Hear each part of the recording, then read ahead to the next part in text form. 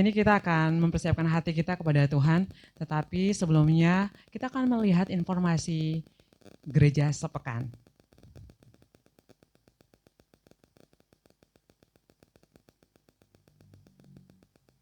Yang pertama, Happy Graduation untuk Katarina Agatha Kurniawan SPD BHD, Yosef Hanjaya SPD BHD yang telah wisuda. Tuhan berkati mereka berdua dan kita sebagai jemaatnya juga bersyukur atas keberhasilan pencapaiannya mereka. Berikut, telah meninggal dunia, ini adalah berita duka dari Cihakarniti, Kamis 22 Mei 2025, mama dari Ibu Teresia Yuni Katiman. Berikut doa pagi setiap hari Selasa jam 5 pagi. Dan berikutnya untuk ibadah kenaikan Yesus Kristus tanggal Kamis 29 Mei 2025, ibadah 1 dan 2 dilayani oleh Pak Pendeta Handoyo dan ibadah ketiga dilayani oleh Pak Pendeta Bambang Wijanarko. Berikut untuk doa pencurahan Roh Kudus, Bapak Ibu dapat melihat pada slide berikut. Berikut adalah ibadah raya dan disertai dengan perjumpaan kudus yang akan dilayani oleh Pak Pendeta Johannes Ruslip di tanggal 1 Juni 2025. Berikut untuk Komsel Gabungan area A, Tegal Barat Kraton, Tegal Sari, Margadana, Cabawan, Kaligangsa, Brebes. Dan untuk area B, Rabu 18 Juni 2025 jam 19 di GBI Asam 3, Randu Gunting Pekauman Tegal Selatan, Pagongan Adiwerna Slawi Margasari. Dan untuk area C, Tegal Timur Mintaragen, Martoloyo, Paweden, Serayu, Kalimati, Poso dan sekitarnya, dan area D di Meja Asem di Ruko Sangrila Meja Asem. Berikut untuk Komsel Gabungan untuk area A sampai dengan untuk yang E, Jumat 20 Juni 2025 jam 17 di GBI Asem 3. Kemudian untuk Wankom Jumat 13 Juni jam 18 Taman GBI Asem 3. Dan untuk Arrow Community setiap hari Sabtu 17 jam 17 GBI Asem 3. Dan untuk ABI Jumat 13 Juni 2025 jam 17 di ruang Nasaret GBI Asem 3. Berikut informasi selanjutnya di ASC Jumat 13 Juni 2025 jam 18. Dan berikutnya ini merupakan informasi dana yang sudah terkumpul sampai hari ini, paling terakhir 22 Mei 2025 berkaitan dengan instalasi listrik yang sudah 96,55%. Dan Bapak Ibu yang mungkin tergerak hati untuk memberkati bisa melalui rekening GBI Asem 3 sebagai persembahan. Oke. Dan sebelum kita mulai ibadah kita saat ini, saya minta kesediaan Ibu Kanida untuk berdoa. Mohon maaf Bu kalau sebutannya salah. Saudara-saudaraku, mari satukan hati untuk berdoa bersama. Bapa di dalam surga, yang kami sembah dalam nama Tuhan Yesus Kristus, kami mengucap syukur untuk semua kebaikan-Mu, pertolongan-Mu, perlindungan-Mu, bahkan penyertaan-Mu sampai hari ini. Itu semua karena kemurahan-Mu. Bapa, pulihkan Indonesia di bidang ekonomi, di bidang hukum, bahkan di segala bidang. Kami percaya Tuhan Yesus sanggup memulihkan Indonesia. Berikan hikmat kepada Bapak Presiden Prabowo dan wakilnya beserta menteri-menterinya untuk membangun Indonesia yang lebih baik. Engkau jagai, Engkau lindungi NKRI supaya Indonesia aman, damai, sejahtera, terkendali. Tuhan Yesus, kami berdoa buat gereja-gereja dan hamba-hamba Tuhan sekota Tegal. Kiranya gereja-gereja sekota Tegal berdampak bagi kota dan sesama. Berikan kesehatan, kekuatan, hikmat, akal budi kepada hamba-hamba Tuhan di kota Tegal untuk memberitakan Injil, menjangkau dan memenangkan jiwa-jiwa baru yang belum mengenal Tuhan Yesus, supaya hidup mereka diselamatkan. Engkau memberkati kota Tegal, berkati pemimpin-pemimpinnya, wali kota Tegal, bupati Tegal, camat, lurah, sampai ke RT RW, kiranya menjadi pemimpin-pemimpin yang takut akan Tuhan. Kini tiba saatnya Bapak, kami mau memuji, menyembah, mendengarkan kebenaran firman-Mu. Urapi yang melayani, urapi kami semua. Terima kasih Bapak buat kehadiran-Mu. Ada kuasa di tempat ini, yang sakit disembuhkan, yang lemah dikuatkan, yang sedang letih, lesu, berbeban berat. Kami percaya Tuhan Yesus memberikan kelegaan. Engkau pimpin kebaktian sore hari ini dari awal sampai akhir. Dalam nama Tuhan Yesus Kristus kami berdoa dan mengucap syukur. Haleluya. Amin.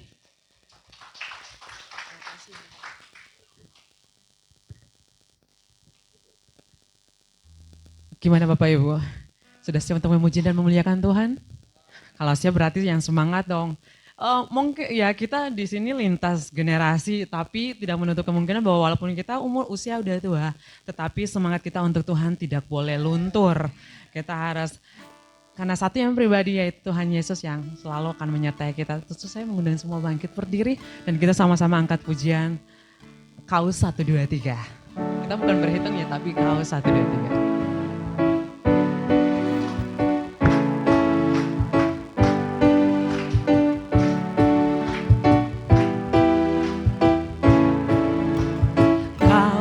Satu penuh kasih, dua penuh hikmat, tiga penuh kuasa.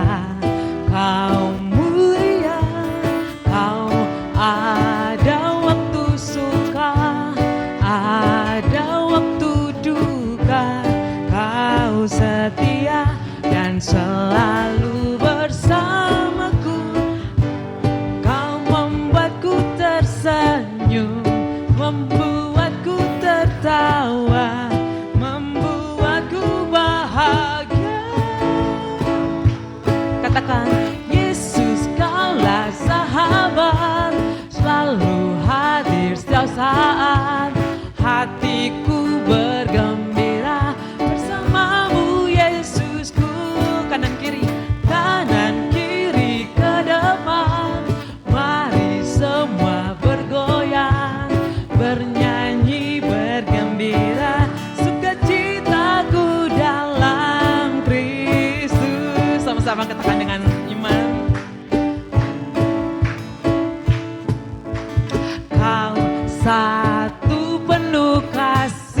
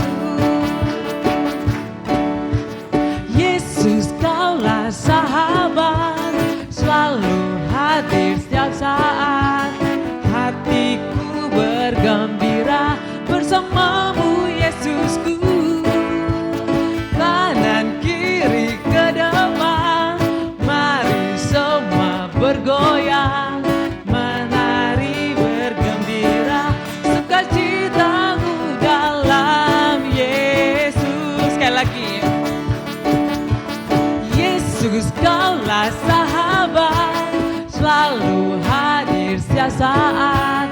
Hatiku bergembira bersamamu Yesusku. Kanan kiri ke depan, mari semua bergoyang, menari bergembira, sukacitaku dalam Kristus. Sukacitaku dalam Kristus, sukacitaku dalam Kristus. Sekali lagi katakan sukacita dalam Kristus, sukacitaku dalam Kristus. Haleluya. Bapak Ibu saudara-saudara dipersilakan duduk. Dan satu hal yang pasti bahwa jangan pernah melupakan kasih Tuhan. Apapun keadaan kita, saat ini kita ya informasi tadi kita ada yang berduka, ada yang senang. Itu Tuhan, itu waktunya Tuhan, kita nggak bisa ngapa-ngapain. Kalau Tuhan sudah menentukan, kita tidak bisa mengalah. Tetapi apapun yang Tuhan lakukan itu yang terbaik untuk kita semua. Begitu besar kasih-Mu, kasih Bapa dalam kehidupan kita. Dan biarlah sama-sama mengangkat pujian ini.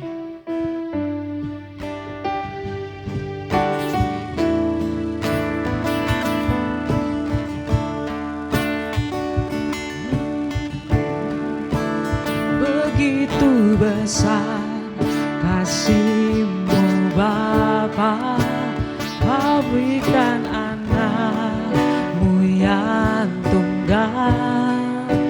Di saat aku percaya kasih menyelamatkanku, bukan sebagai hakim dunia, tapi keselamatan yang berkorban.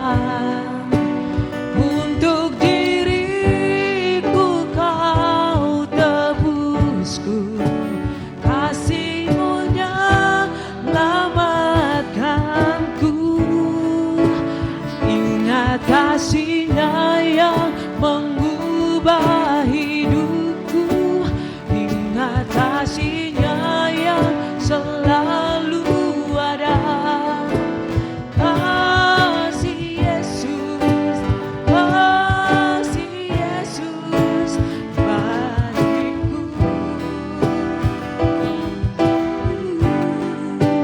Ingat bilur-Nya yang mengubah lukaku, ingat salib-Nya yang menebus aku.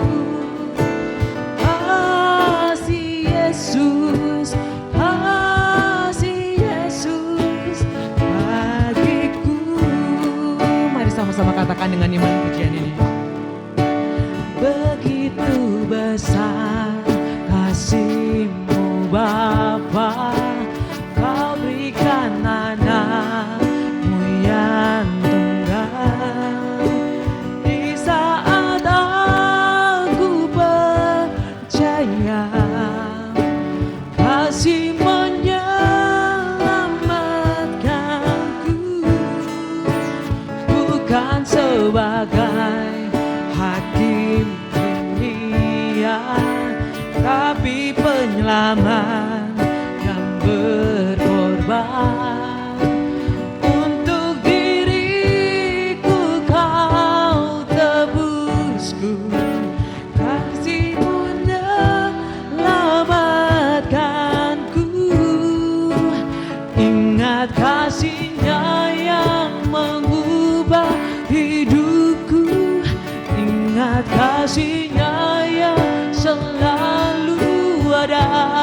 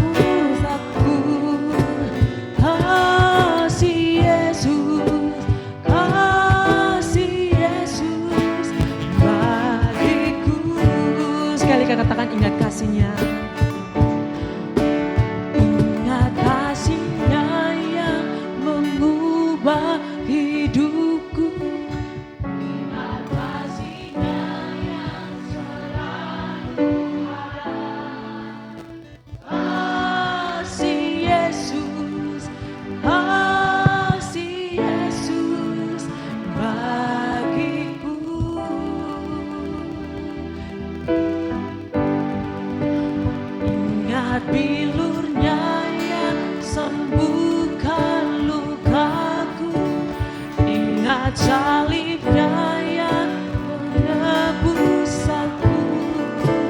Kasih Yesus, kasih Yesus bagiku.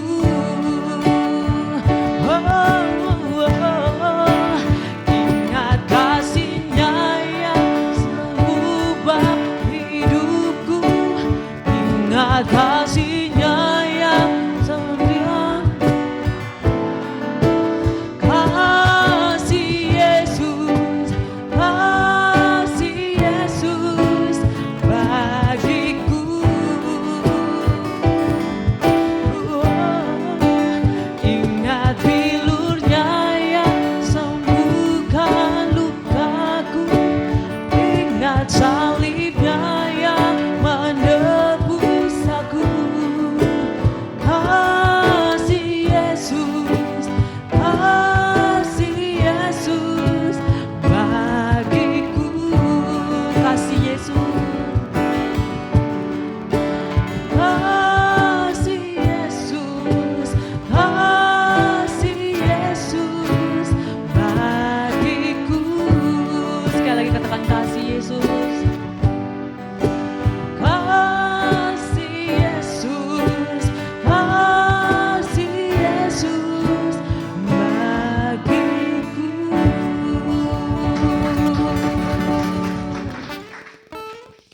Kita hidup saat ini mungkin banyak beban yang ada yang kita lewati dari hari lepas hari, apapun itu selama keluarga, dengan teman-teman, saudara-saudara, tempat bekerja. Kadang dunia ini membuat kita nggak baik-baik saja. Kadang dunia membuat kita kadang kita marah, kita jadinya udah dongkol. Tapi satu hal yang pasti bahwa setiap ujian itu akan datang untuk kita.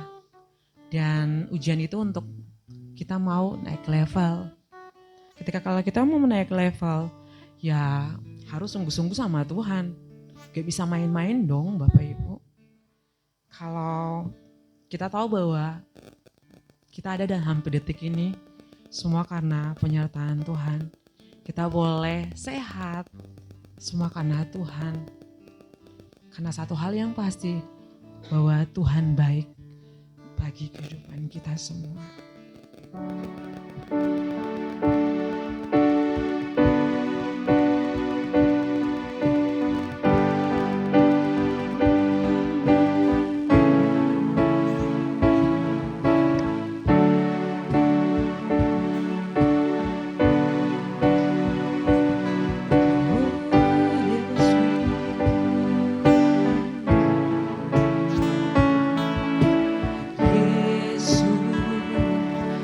Sungguh baik, Yesus, nama-Mu indah.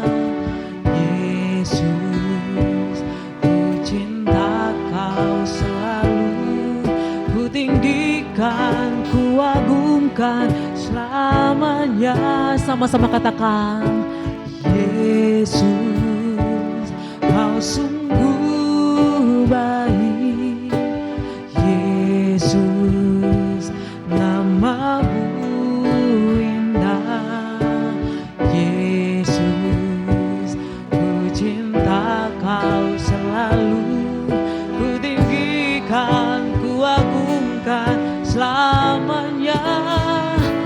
Ku mau memuji-Mu, ku selalu puji-Mu, ku mau menyembah-Mu, selalu sembah-Mu. Kau yang layak terima semua pujian, kemuliaan hanya bagi Tuhan. Mari katakan pujian ini dengan iman. Yesus, Kau sungguh baik. Yesus, pengakuan kami Tuhan. Yesus, ku cinta Kau selalu, ku tinggikan, ku agungkan selamanya. Ku mau memujimu, ku selalu pujimu, ku mau menyembahmu, ku selalu sembahmu. Kau yang layak terima semua pujian, kemuliaan hanya bagi Tuhan. Ku mau memujimu, ku selalu pujimu, ku mau menyembahmu, ku selalu sembahmu. Kau yang layak terima semua pujian, kemuliaan hanya bagi Tuhan. Mari sama-sama katakan.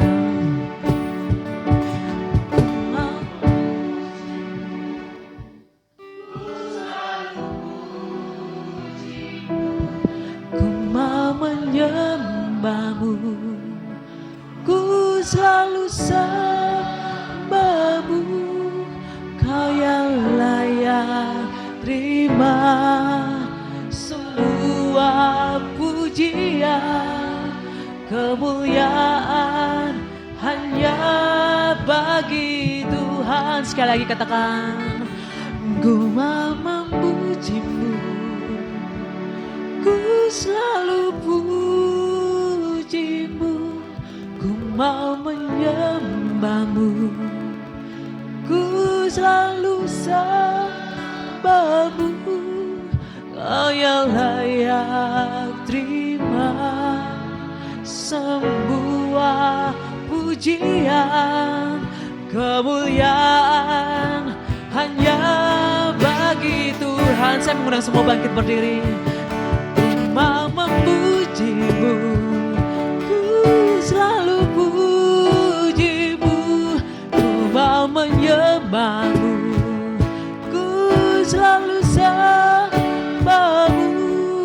Kau yang layak terima semua pujian, kemuliaan hanya bagi Tuhan. Kau yang layak terima segala pujian, Kau yang layak terima semua pujian, kemuliaan hanya bagi Tuhan. Kemuliaan bagi Tuhan, kemuliaan hanya bagi Tuhan. Sekali lagi katakan. Kemuliaan hanya bagi Tuhan. Bapak, kami bersyukur Tuhan Yesus bahwa kemuliaan hanya bagimu. Saat ini Tuhan Yesus, kami percaya bahwa kebenaran-Mu adalah Engkau sendiri. Kebenaran-Mu itu adalah hidup, kebenaran-Mu itu akan mengubah seluruh hidup kami.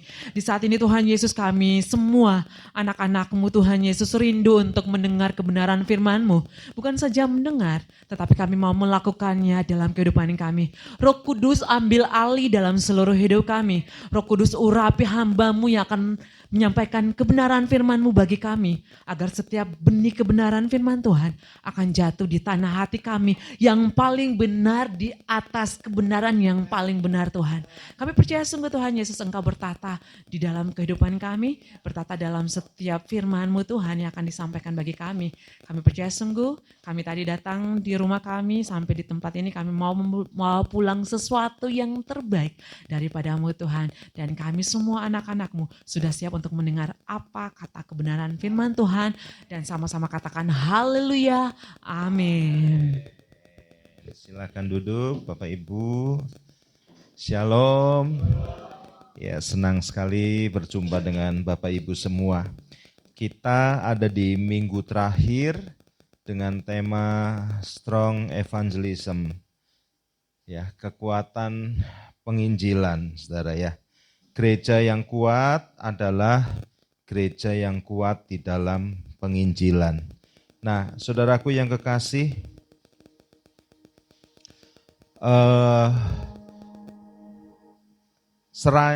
ini Matius 5 ayat 13, sebuah ayat yang tidak asing, mungkin LCD bisa bukakan ayatnya. Di isi worship. Ya, Bapak Ibu buka di handphone suci Bapak Ibu ya, bukan kitab suci, tapi handphone suci.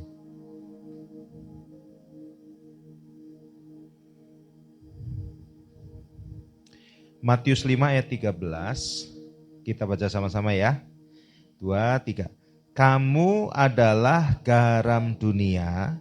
Jika garam itu menjadi tawar, dengan apakah ia diasinkan? Tidak ada lagi gunanya selain dibuang dan diinjak orang. Kita sudah sering mendengar ayat ini, kita sudah sering melihat ayat ini. Bapak Ibu percaya bahwa kita adalah garam dunia? Tuhan Yesus yang ngomong, kamu adalah garam dunia. Tuhan Yesus juga ngomong di ayat yang lain, kamu adalah terang dunia. Nah, tahukah Bapak Ibu, kalau Bapak Ibu buka Matius 5, Tuhan Yesus berkata kamu adalah garam dunia. Tapi pada pasal 4, nanti di rumah Bapak Ibu baca, itu di pasal 4, Yesus memanggil murid-muridnya untuk menjadi apa? Penjala manusia.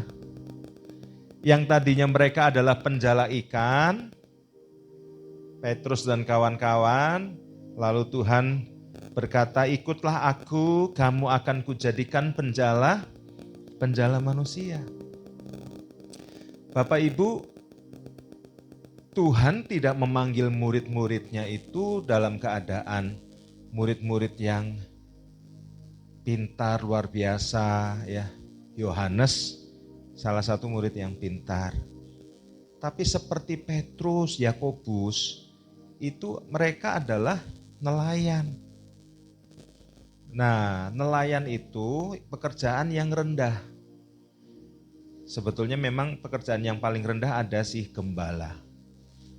Tapi nelayan adalah pekerjaan yang ya kalangan masyarakat menengah ke bawah kalau boleh dikata seperti itu. Bahkan mereka tidak berpendidikan. Nah, tapi Yesus panggil mereka. Artinya apa Bapak Ibu Saudara? Bahwa Tuhan bisa memakai semua di antara kita. Amin. Saudara tidak harus sekolah teologi dulu untuk saudara bisa menjadi garam dunia. Siapapun kita, Tuhan katakan kamu tanpa terkecuali. Tuhan tidak sedang berbicara, hei kamu pendeta, kamu adalah garam dunia, bukan. Tuhan juga tidak berbicara, hei kamu yang kuliah teologi, kamu adalah garam dunia. Sebetulnya sekolah teologi baik saudara, karena pendeta-pendeta sekarang memang harus sekolah teologi ya. Tapi itu tidak menjamin. Ada orang yang menjadi doktor teologi malah punya pemikiran bahwa di luar Yesus ada keselamatan. Kan ini sesuatu yang keblinger. Mungkin dia punya alasan bahwa saya sedang berada di media sosial. Barangkali orang yang melihat nanti mereka merasa tersinggung. Loh, sampaikan saja bahwa Yesus adalah satu-satunya jalan, tidak ada jalan lain. Itu menurut iman kita. Amin Bapak Ibu Saudara. Kita harus percaya itu dulu. Jadi ternyata sekolah teologi pun belum tentu membuat orang mengerti. Nah, saudaraku yang kekasih, ketika Tuhan berbicara di dalam Matius 5 ayat 13, kamu adalah garam dunia. Itu karena apa? Di pasal 4, Yesus memanggil murid-muridnya untuk menjadi penjala manusia. Nah, mereka berpikir bahwa mereka adalah kelompok kecil. Murid-murid Yesus itu kelompok kecil. Terbukti saudara, ketika Tuhan Yesus ditangkap, mereka lari semua. Ingat nggak tiba-tiba Tuhan Yesus, hari ini Pak Bambang khotbah tentang Thomas. Ketika Yesus tiba-tiba muncul di hadapan murid-muridnya, itu dalam keadaan apa? Semua pintu dikunci semua karena mereka ketakutan. Mereka orang yang kelompok kecil, mereka merasa mereka tidak berdaya. Nah, kelompok kecil ini mereka merasa tidak punya kekuatan, bagaimana aku bisa memenangkan dunia? Itu sebabnya Tuhan berkata, kamu adalah garam dunia. Ibu-ibu, sekarang bukan hanya ibu-ibu, tapi bapak-bapak juga bisa masak, ya. Kalau kita mau bikin sop, kira-kira 1 panci garamnya 1 gelas atau setengah panci atau sedikit. Garamnya sedikit. Kenapa? Soalnya kalau garamnya 1 gelas, itu tensinya muncul. Orang Tegal bilang asinnya lekek. Pak Raymond tahu lekek? Enggak tahu. Pak Raymond taunya tekek. Lekek itu maksudnya benar-benar asin. Kalau pahit apa ya? Leder. Pak Raymond harus belajar. Pahit leder, kalau asin lekek. Kalau kecut meliut. Nah, aku baru tahu ini. Aduh. Itu sebabnya gini, Bapak Ibu, Tuhan cuma mau ngomong gini. Kenapa ada ayat kamu adalah garam dunia? Mungkin Tuhan mau berbicara kepada murid-muridnya gini. Kamu kelompok yang kecil. Mungkin orang gak nganggap kalian. Tapi kalian garam dunia. Garam itu cuma sedikit aja, tapi sudah berdampak luar biasa kepada banyak hal. Saudara, mereka kalau dengan kekuatan pedang, mereka nggak ada apa-apanya. Wis, dengan tentara Romawi saja mereka sudah bukan saingan, bukan musuh. Itu sebabnya mereka tidak membawa Injil dengan pedang. Nah, Yesus cuman katakan kamu adalah garam dunia. Garam yang sedikit itu berdampak pada lingkungan di sekitar. Selain menyedapkan makanan, garam untuk apa lagi saudara? Mengawetkan. Ya. Garam itu untuk mengawetkan. Terus kemudian memberi keharuman. Kalau makanan asin itu harum. Terus garam juga kalau saudara baca di dalam Imamat 2 ayat 13 sebagai syarat dalam persembahan. Ya. Terus juga dalam bait suci Yehezkiel 43 ayat 24. Kemudian garam itu adalah obat bagi makanan yang hambar. Walaupun memang tadi ya kalau terlalu banyak bisa bludrek gitu ya. Tahu bludrek, Pak? Itu bahasa Belanda, bludrek. Tensinya naik. Ya. Nah, tapi kalau garam itu hambar, itu tidak ada lagi obatnya. Kalau makanan hambar, obatnya dikasih garam. Tapi kalau garam hambar, enggak ada obatnya. Saudara mungkin bingung karena kita di Indonesia. Yang namanya garam itu ya kayak gini saudara. Tapi kalau zaman dulu, garam itu kayak batu laut laut mati itu kadar garamnya tinggi sekali. Itu laut paling rendah di seluruh dunia. Saking asinnya, Saya sekali, 2 kali ke sana tapi sekali nyemplung. Dan ngapung saudara. Ya, untung saudara nggak lihat ya, soalnya kayak kentung mungkin ya. Nah, harus punya teman kalau di laut mati. Maksudnya gini, nunggu yang satu berdiri, yang satu ngapung. Nanti gantian, yang satu ngangkat sudah berdiri, yang satu baru ngapung. Karena saya ngerasa ini udah ngapung-ngapung, kaki mau tak masukin ke dalam mau berdiri gitu nggak bisa. Ada orang tua yang kayak gitu nggak bisa, akhirnya balik, nelen, langsung tensinya naik. Wah, jadi nanti kalau ke sana harus ada teman. Pak Wawan jangan nyemplung kayak gini bareng, nanti kayak gini terus. Nggak ada yang nolongin. Dan langsung disediakan pancuran air bersih di sekitar bibir pantai, supaya kalau kena mata perih langsung ini. Kesana harus pakai baju yang sudah comel, yang sudah rusak. Karena habis nyemplung di situ, itu baju harus dibuang. Karena kadar garam yang terlalu tinggi, kalau saudara cuci itu di mesin cuci, hancur mesin cucinya. Dan nggak mungkin dibawa pulang dalam keadaan basah, karena akan bau rusak. Nah, kadar garam tinggi yang itu kemudian batu di sana diambil. Nah, batu ini adalah garam. Lalu kalau mau bikin sop, dicemplungin sedikit, nanti dicicipi. Kurang asin, cemplungin lagi. Kayak teh celup. Nah, itu makanya kita harus belajar budaya. Alkitab itu lintas budaya, lintas waktu, saudara. Jadi kadang kita membaca bingung, garam kok jadi tawar gimana? Karena kan garam Indonesia, garam air laut yang dikristalisasi betul. Tapi kalau itu enggak cemplung-cemplung, nah berapa kali cemplung nanti kemudian ini akan jadi tawar.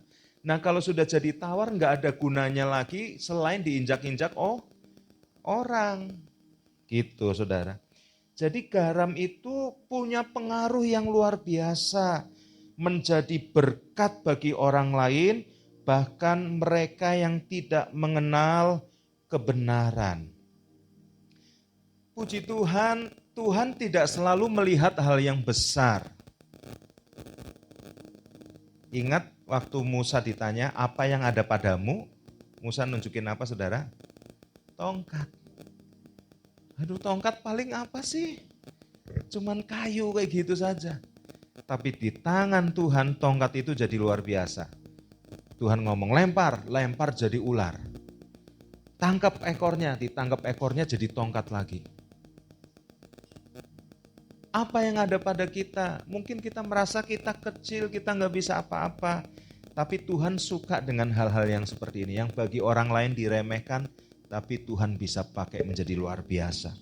Ya, Ulangan 7 ayat 7, coba Chelsea. Ya. Ulangan 7 ayat 7. Kecil atau sedikit, tapi memiliki pengaruh yang baik. Oleh sebab itu, saudara, mari kita teruslah menjadi berkat bagi orang lain. Yuk kita baca ya, 2, 3. Bukan karena lebih banyak jumlahmu dari bangsa manapun juga, maka hati Tuhan terpikat olehmu dan memilih kamu. Bukankah kamu ini yang paling kecil dari segala bangsa? Di Tegal mungkin kita kecil.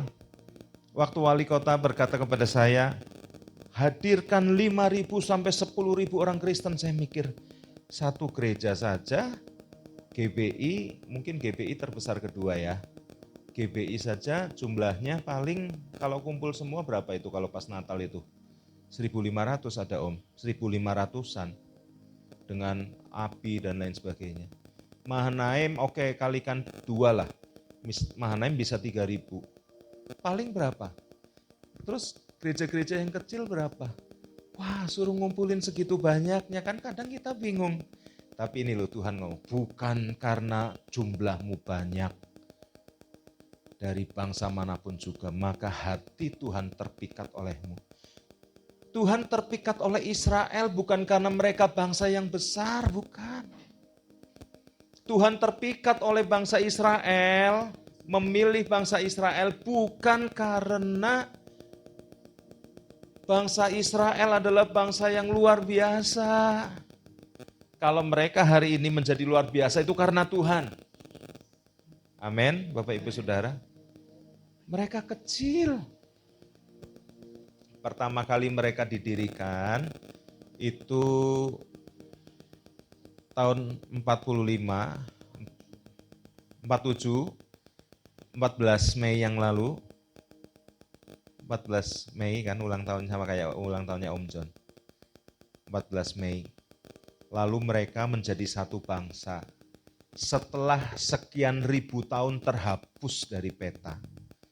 Nggak ada yang namanya bangsa Israel. Habis, mereka diaspora tersebar kemana-mana. Makanya tempatnya dipakai oleh Palestina.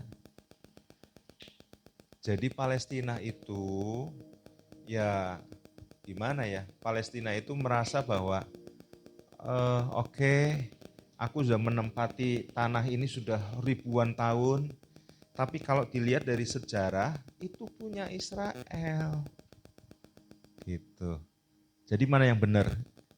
Ya saudara bisa ngerti sendiri. Karena Palestina merasa, wong kamu udah lama nggak ninggalin tempat ini kayak gitu loh, ngerti ya? Kayak saudara punya rumah, tiba-tiba rumah itu nggak terurus sekian lama, ada orang yang tinggal di situ lama sampai berapa keturunan tiba-tiba diusir oleh yang punya rumah. Mereka nggak mau kayak gitu loh. Nah saudara, Israel dipilih Tuhan bukan karena besar, tapi yaitu karena hati Tuhan terpikat. Hati Tuhan terpikat. Saudaraku, kalau dunia kebalik, dunia lebih memilih kepada apa yang dilihat hebat, iya kan? Wow, ini hebat ini, yuk kita pilih. Dunia lebih memilih apa yang dianggapnya besar. Dunia lebih memilih apa yang dianggapnya kaya. Dunia lebih memilih apa yang dianggapnya pintar. Tapi Tuhan berkata kepada bangsa Israel, bukan karena bangsa Israel besar. Bukan karena kamu jumlahnya lebih banyak. Maka hati Tuhan terpikat olehmu. Dari sini ada satu kebenaran yang kita pelajari, saudara. Kadangkala kita minder. Kita merasa kecil, bagaimana kita bisa menjadi berkat. Tapi saudara dengar baik-baik. Kalau Tuhan memilih Israel yang kecil, Tuhan sanggup pakai setiap kita yang kecil juga. Amin. Nah, saudaraku yang kekasih dalam Tuhan, jadi mungkin kita bukan manusia hebat, tapi Tuhan bisa pakai kita.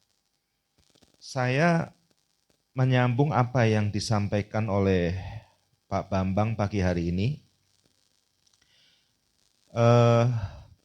Pak Bambang menyampaikan tentang jejak Thomas. Siapa Thomas? Thomas murid Yesus. Nanti kenapa saya harus bahas ini juga, ini kan sebagai bahan nanti komsel, biar Bapak Ibu mengerti. Thomas adalah murid Tuhan Yesus. Kalau saudara ingat Thomas, yang paling diingat apa saudara?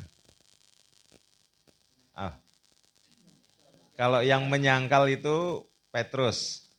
Tapi kalau Thomas? Tidak percaya karena tidak melihat. Harus apa? Mencucukkan jarinya. Thomas seorang yang ragu-ragu, murid Yesus.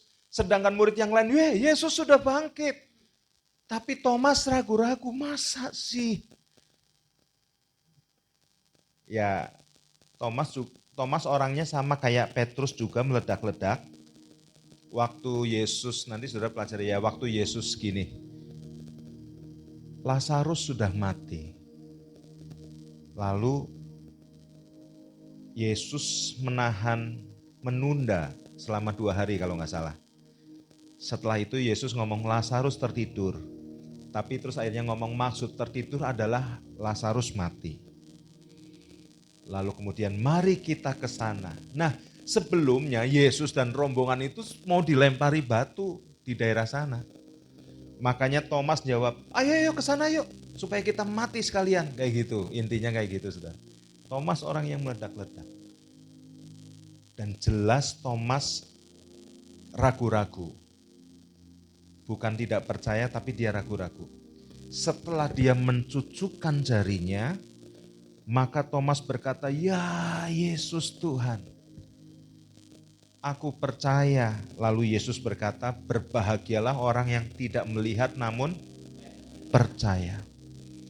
Nah, Thomas yang penuh dengan keraguan, tidak percaya kepada Tuhan Yesus, apa yang mau diharapkan dari murid kayak gini, saudara? Tapi Yesus bisa pakai Thomas. Tahun 52 Masehi, berarti kurang lebih 20 tahun setelah Yesus mati, terangkat ke surga, itu Thomas pergi ke India. Sebetulnya India sudah ada sejak zaman Salomo. Ya, saya lupa raja siapa itu pernah datang ke Salomo. Nah, memang hal ini menjadi polemik, saudara. Karena di Alkitab nggak ada. Ini berdasarkan dari catatan tahun 200-an, itu ada sebuah catatan tentang Thomas di India. Dan kemudian orang-orang India membuat gereja, saya lupa nama gereja apa itu. Dan itu adalah untuk memperingati Thomas yang ada di sana. Ya.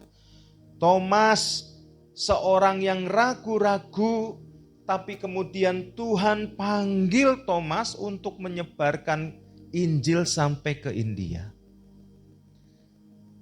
Bahkan catatan menyatakan bahwa Thomas akhirnya menjadi martir, dia mati karena ditombak di India. Saudaraku yang kekasih dalam Tuhan, Thomas adalah seorang pilihan Tuhan. Kalau Petrus dengan Paulus jelas di Roma, ya. Mereka penginjilan untuk orang-orang Roma. Nah, tapi Thomas ini Thomas melakukan penginjilan di India.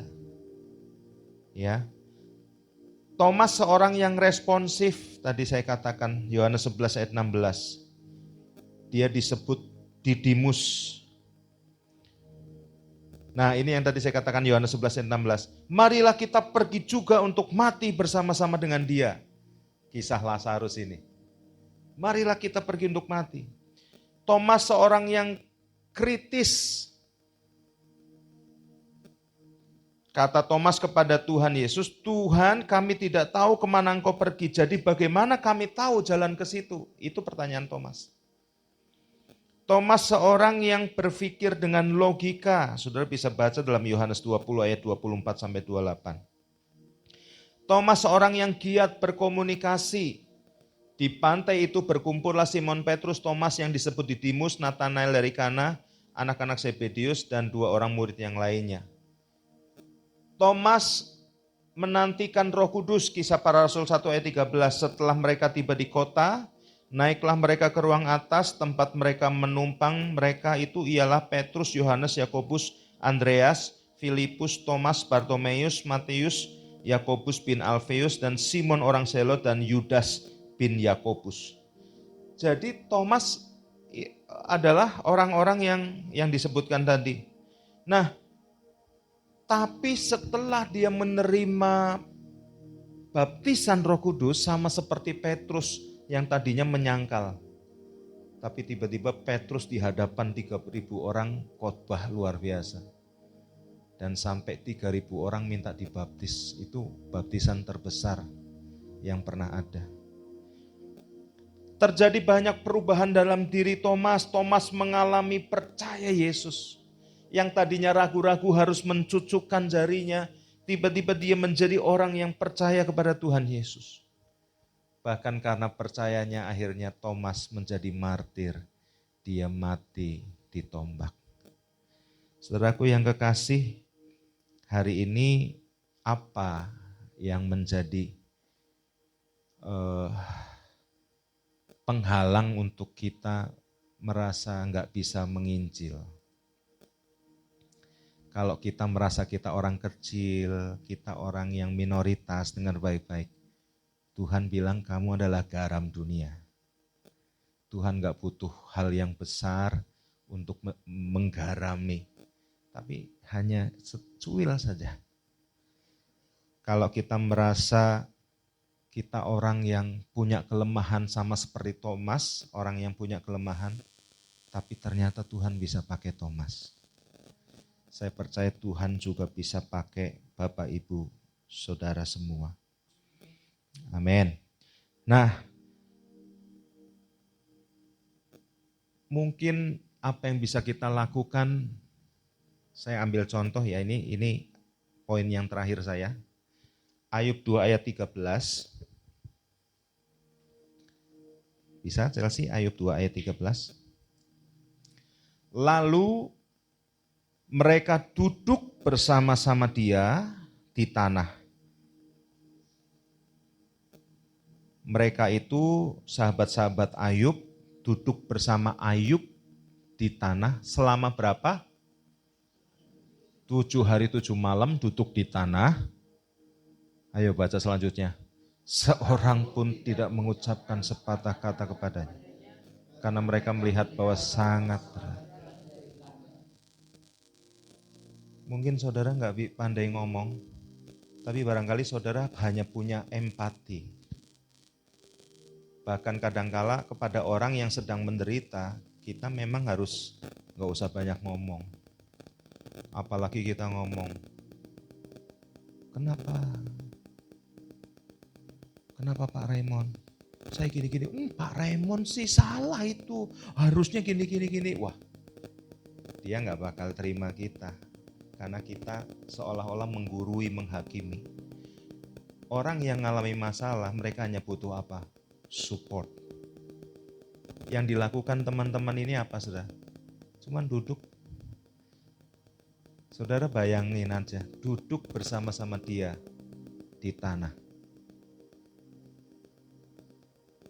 Suatu kali ada orang yang mengalami masalah berat. Saya cuman duduk aja terus cowok ya, saya rangkul dia, saya gini. Saya nggak ngomong apapun. Tapi itu sudah menjadi sesuatu yang memberikan kekuatan buat orang ini. Garam nggak perlu banyak, tapi sedikit tapi berdampak. Maksud saya itu. Saya pernah juga mengunjungi orang yang sakit, dan sakitnya lumayan parah. Nggak tahu harus apa yang saya omongkan, saya cuma ngomong gini, mengucap syukur ya, mengucap syukur. Tiba-tiba saya dimarahin saudara sama orang ini. Dia ngomong gini, kamu enak ngomong mengucap syukur, kamu nggak ngerasain. Wah, kaget saya. Kata mengucap syukur benar apa salah sebetulnya? Benar, tapi kadangkala itu kurang bijak kalau diucapkan kepada orang yang lagi ngalami masalah. Harusnya yang aku lakukan cuma gini aja. Rangkul terus puk, nggak usah banyak ngomong, puk ini. Tiba-tiba dia nangis gitu, puk ini. Nggak usah banyak ngomong. Saya percaya kita bisa melakukan sesuatu, saudara, kepada orang yang saudara nggak kenal, pada orang yang belum mengenal Tuhan Yesus. Coba lakukan hal-hal yang berdampak seperti ini.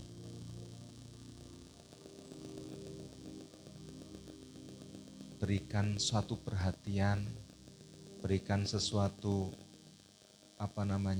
empati kita. Maka saya percaya saudara sudah menyentuh hati orang tersebut dengan kasih Tuhan.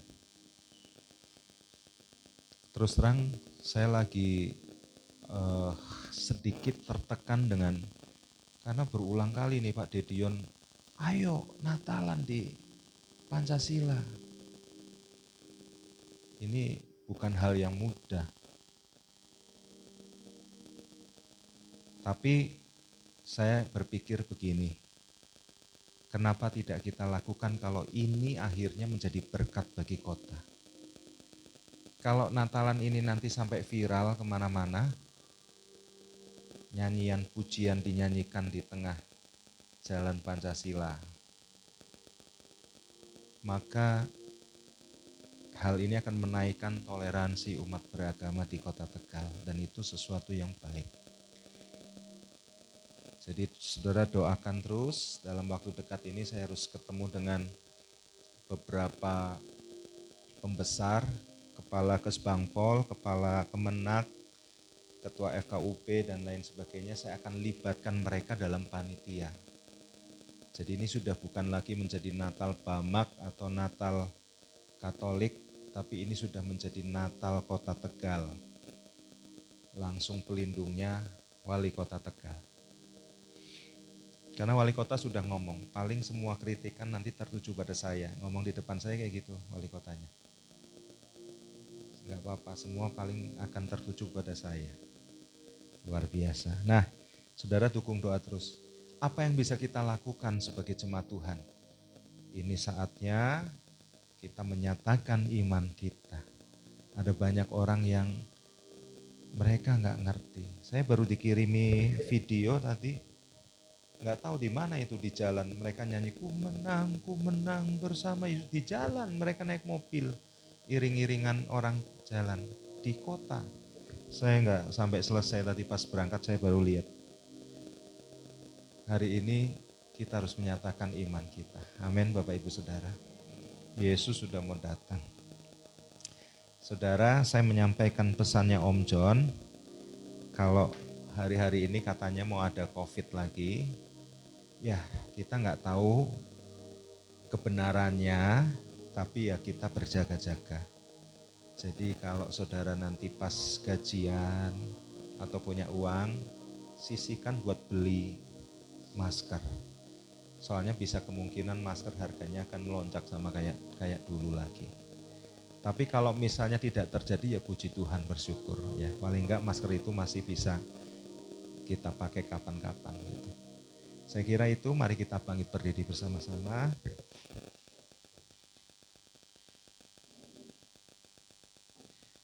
Nyanyi lagu Seselin. Ingat kasihnya. Apa yang saudara lakukan kepada orang-orang di sekitar kita menjadi berkat, itu bukan supaya saudara diselamatkan, ya, ini penting. Dari Yesus mati di atas kayu salib dan saudara percaya menerima Dia. Tapi yang kita lakukan sebagai gini, aku ingat kasihnya Tuhan dan aku mau hidupku dipakai oleh Tuhan gitu. Ya, coba nanti langsung dipakai. Begitu besar kasih-Mu Bapa, Kau berikan anak-Mu yang tunggal. Di saat aku percaya kasih menyelamatkanku, bukan sebagai hakim dunia, tapi penyelamat yang berkorban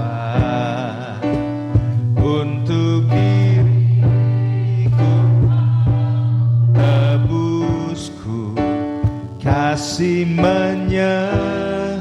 sama-sama katakan, ingat kasihnya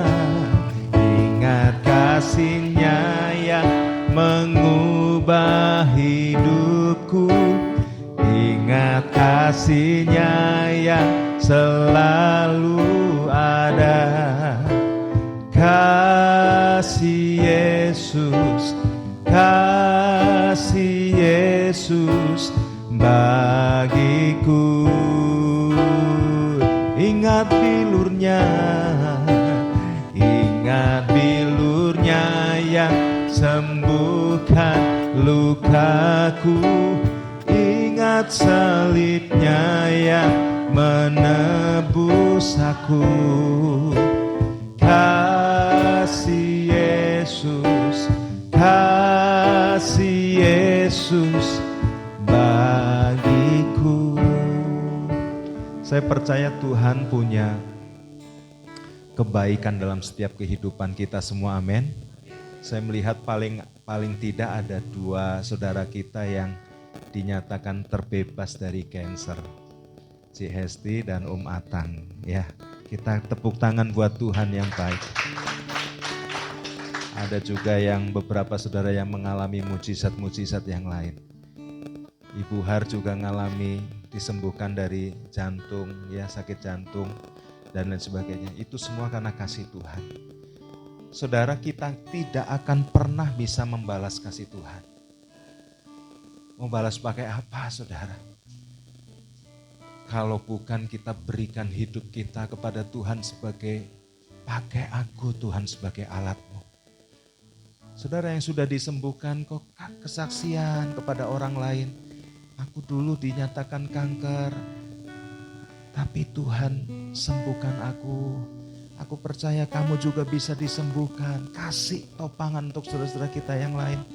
Dan itu akan memberi dampak yang luar biasa bagi kehidupan mereka. Amin. Haleluya. Ko Andreas juga mengalami beberapa kali mujizat. Ya, 2 kali paling enggak masuk ruang ICU. Dan Tuhan tolong. Saudara, yang saya mau katakan adalah ingat kasihnya Tuhan. Dan hal yang terbesar yang Tuhan lakukan adalah ketika Dia menebus dosa kita. Tapi jangan sampai kita jadi egois, saudara. Aku yang penting sudah selamat, yang lain aku gak peduli. Jangan, saudara. Kita harus mengasihi orang-orang yang butuh diselamatkan. Amin. Nyanyikan pujian ini sekali lagi. Nanti Pak Atang akan berdoa buat firman Tuhan dan setelah itu saya akan menutup dalam doa berkat. Ingat kasih-Nya yang hidupku, ingat kasih-Nya yang selalu ada. Kasih Yesus bagiku.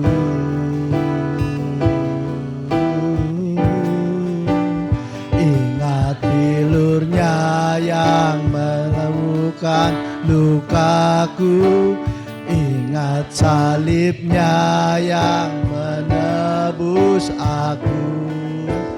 Kasih Yesus bagiku.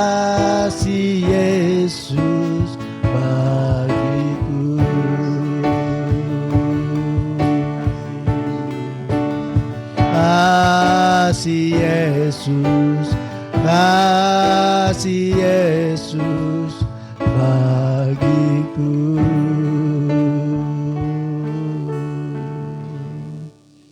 Itulah Tuhan kita, kasih-Nya sempurna buat hidup kita. Apapun diberikan buat hidup kita. Tuhan, Engkau sangat-sangat baik. Engkau sungguh-sungguh baik. Biarlah kami menyadari malam hari ini Tuhan buat firman-Mu. Agar kami boleh terus menjadi garam dan terang yang Engkau sudah berikan buat kami. Kami boleh berdampak buat orang di sekitar kami ya Tuhan. Tuhan buat keluarga kami, buat saudara-saudara kami, buat orang-orang yang belum mengenal Engkau ya Tuhan. Ajar kami Tuhan, ajar kami punya keberanian untuk bersaksi tentang Engkau Tuhan. Sehingga kami boleh membawa jiwa-jiwa mengenalkan Engkau Tuhan. Mengenalkan kasih-Mu Tuhan. Mengenalkan kepengorbanan-Mu di kayu salib Tuhan, yang boleh menyelamatkan hidup kami, juga boleh menyelamatkan hidup orang-orang di sekitar kami yang kami akan layani ya Bapak. Bimbing kami Tuhan, tolong kami Tuhan. Engkau juga singkirkan roh-roh kemalasan ya Tuhan. Roh-roh yang mengikat itu Tuhan. Biarlah Engkau hancurkan Tuhan. Biar Roh Kudus-Mu Tuhan yang membuat kami memiliki kasih mula-mulamu. Untuk kami boleh bergerak ya Tuhan. Boleh maju Tuhan di dalam Engkau. Terima kasih buat kasih-Mu Tuhan malam hari ini. Terima kasih buat juga firman-Mu yang sudah boleh Tuhan menguatkan hidup kami. Untuk kami boleh berjalan sesuai dengan kehendak-Mu. Kau berkati Pendeta Handoyo yang sudah memberikan berkat-Mu pada malam hari ini. Sudah menyampaikan isi hati-Mu buat kami. Kau berkati Tuhan dalam setiap pelayanannya ya Tuhan. Di Bamak juga Tuhan, biarlah hamba-Mu ini Tuhan. Boleh Tuhan merangkul Tuhan semua orang ya Bapak. Bukan orang seiman saja ya Tuhan, tapi boleh Tuhan orang yang belum mengenal Engkau boleh mengenal akan kasih-Mu melalui hidupnya ya Tuhan, melalui seluruh talenta yang diberikannya ya Tuhan, menyinarkan Engkau Tuhan ada di dalam hidupnya. Engkau berjalan di depannya ya Tuhan, sehingga kasih-Mu yang begitu besar menyertai hamba-Mu. Engkau berkati keluarganya, anak-anaknya sudah melayani Engkau juga Tuhan, Kau berkati. Di dalam nama Yesus inilah doa permohonan kami. Haleluya. Mari Bapak Ibu, angkat tangan Bapak Ibu semua.